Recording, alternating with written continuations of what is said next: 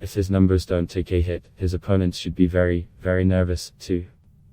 To date, Steyer has spent almost $180 million on TV ads, according to CNN's David Wright. Second only to former New York Mayor. Now that all of the candidates, including frontrunners like Bernie Sanders and Pete Buttigieg, have turned their full attention to Nevada and South Carolina, it's an open debate as to whether Steyer's support stays with him or not. And if Steyer starts to leak support, because voters don't really see him as someone who can win, where does it go? But polling data in Nevada suggests Biden is running behind Sanders and that his lead in South Carolina is not what for Elizabeth Warren overlooked.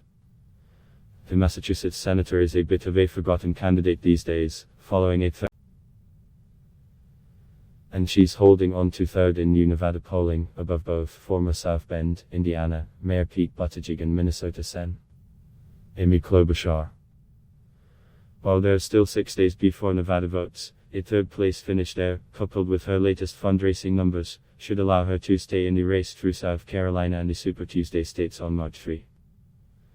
And, given the large number of uncertainties still at play in this race, scroll down, there's still some reason to believe Warren's doubters have written her political obituary just a little too quickly. 3.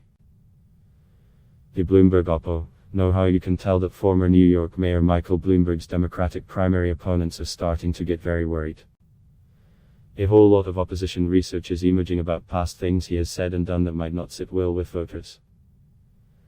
There's his support for stop and frisk, and repeated comments he made defending the policy, which is widely regarded as overly punitive for Black and Latino men. Bloomberg has apologized.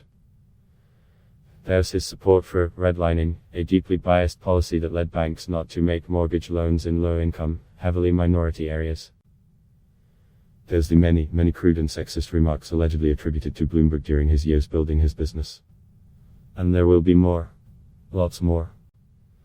CNN's file reported on a clip from 2010 in which Bloomberg talked down the Affordable Care Act and said it was another program that's going to cost a lot of money.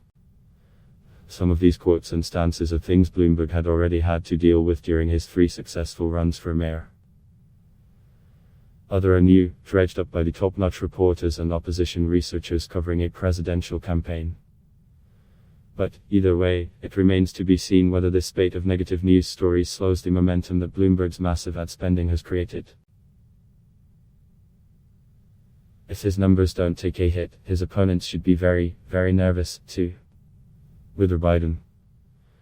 The former vice president and one-time frontrunner in this race, Joe Biden's chances in the race are now hanging by a string following a 4th-place finish in Iowa and a 5th in New Hampshire. Biden and his side continue to insist that everything is totally cool because Black and Hispanic voters haven't, voted yet. But, polling data in Nevada suggests Biden is running behind Sanders and that his lead in South Carolina is not what it once was. Plus, there's already lots of chatter that Biden's support in South Carolina is rapidly eroding.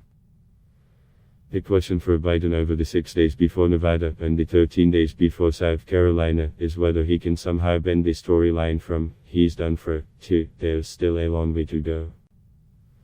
No one likes to vote for someone they think can't win, and Biden's performance in the first 2 states has left that scent lingering on him.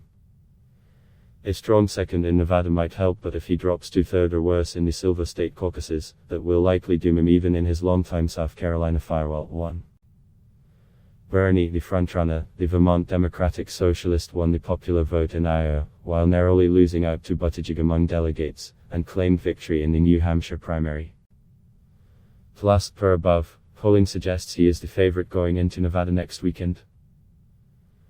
Add that to his seemingly infinite capacity to raise money from his small dollar, online donor base, $25 million raised in January alone. Make him the new frontrunner in the Democratic race. That's a very different role than Sanders has played, literally, Chris Trevor voice, his entire political life. Sanders has always been some combination of scrappy underdog and Don Quixote charging at windmills. Now, though, he's the person most likely to lead the Democratic Party against President Donald Trump this fall. There's two things to think about there. 1. How comfortable or uncomfortable is Bernie in the role, and 2. How hard will establishment figures within the party fight to knock him out of the role, and will it work?